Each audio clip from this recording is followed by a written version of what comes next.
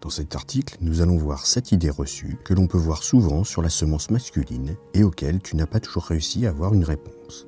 Je t'explique tout cela juste après la courte présentation de la chaîne. Bonjour à toi, tu es bien sur la chaîne Harmonie Décor. Le contenu de cette chaîne est plutôt destiné à ceux et celles qui ne seraient pas entièrement satisfaits de leur sexualité ou de la relation de leur couple. J'évoque ici tous les sujets liés au sexe, sans filtre et sans tabou. Je te recommande donc de t'abonner à la chaîne et d'activer la clochette pour être notifié des prochaines sorties. Pour en savoir encore plus, tu peux également t'abonner à la newsletter du site harmoniedécor.fr, harmoniedécor.fr. Le lien est en bas dans la description de cette vidéo. Des informations réservées aux seuls membres t'y attendent. Dans cet article, je vais t'aider à y voir plus clair sur la semence masculine.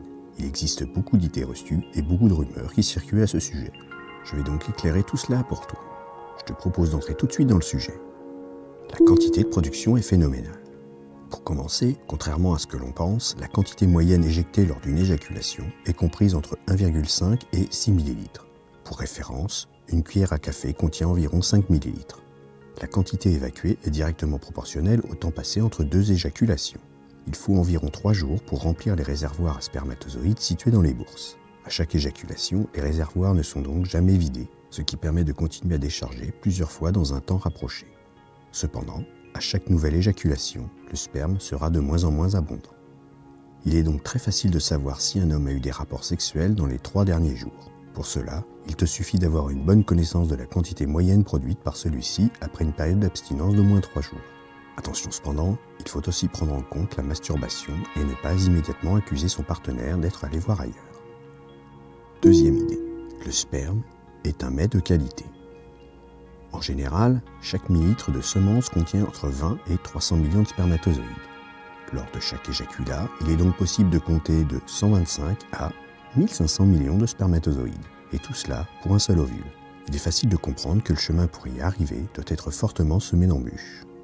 Du côté de la composition, outre les gamètes mâles et son liquide nutritif, se trouve le liquide séminal, qui représente environ 60%. L'ensemble contient de nombreux éléments nourriciers. On va y trouver de la vitamine C et B12, du calcium, du magnésium, du phosphore, du potassium et du zinc. S'y trouvent aussi des sucres sous forme de fructose et de sorbitol.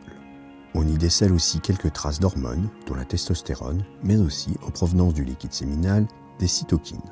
Pour ceux et celles qui pourraient se dire que le sperme est un excellent complément alimentaire, cela pourrait être vrai si les quantités étaient beaucoup plus importantes.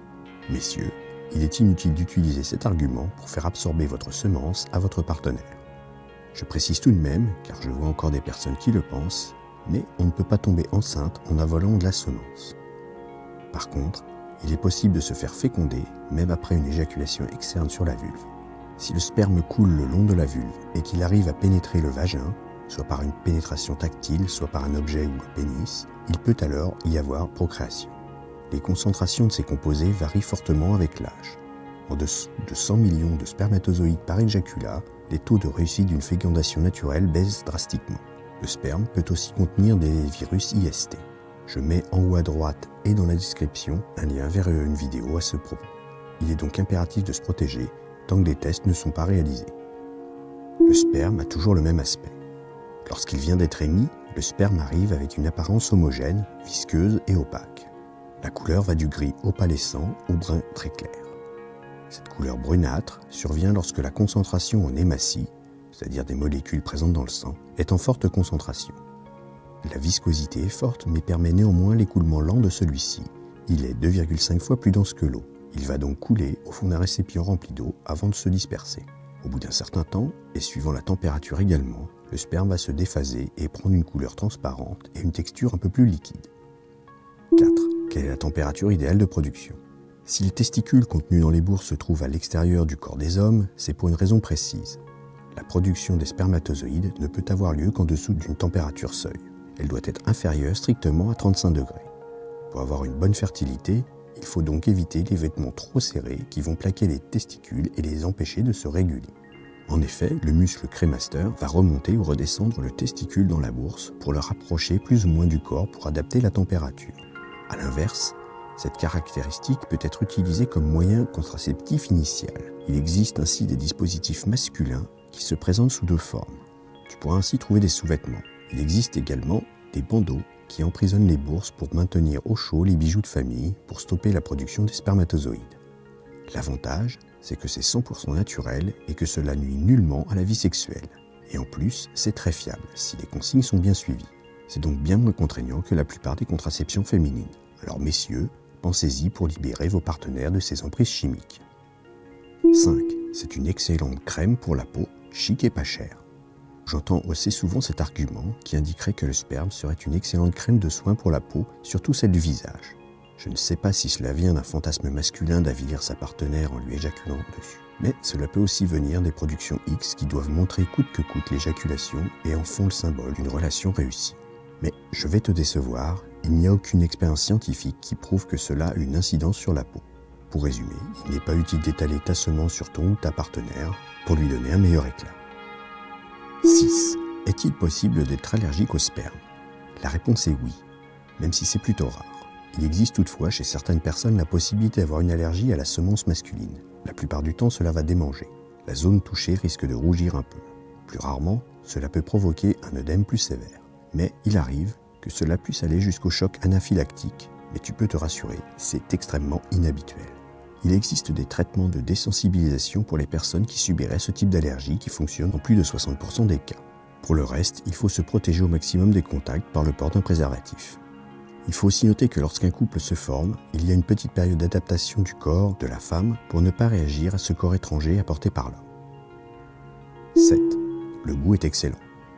Pour finir, et tout savoir sur le sperme, il faut reconnaître qu'il a un goût très particulier.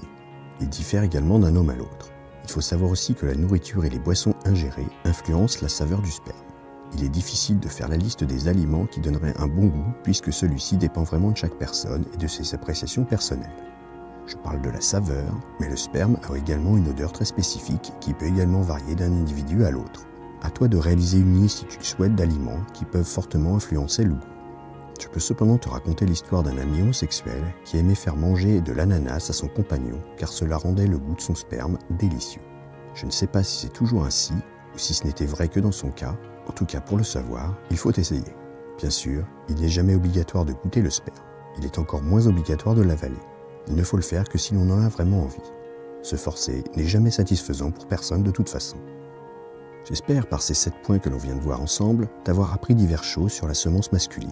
Tu peux m'indiquer dans les commentaires l'information que tu auras trouvée la plus utile ou bien celle qui t'aura le plus étonné. Merci d'avoir écouté cette vidéo. Pour aller un peu plus loin et rejoindre le cercle des fins connaisseurs pour une sexualité épanouie, je te conseille de t'abonner à la newsletter. Tu retrouveras l'article complet, il te donnera plus de conseils et des astuces. Abonne-toi à la chaîne, active le petit pouce bleu, éventuellement ajoute un commentaire et à bientôt.